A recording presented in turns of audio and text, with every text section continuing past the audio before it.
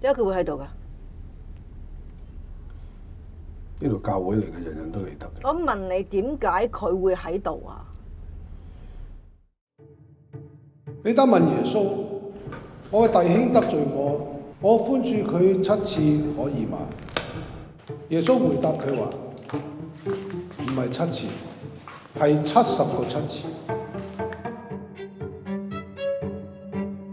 你犯咗咩事去坐監啊？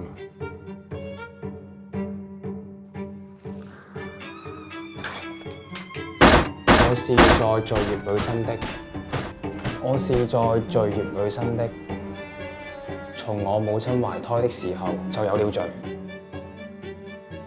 呢個可能係神嘅意思。你咪黐線㗎！佢強姦咗我哋個女啊！你咪想我死先要原諒我啊？我係想你死，但係唔係就咁死。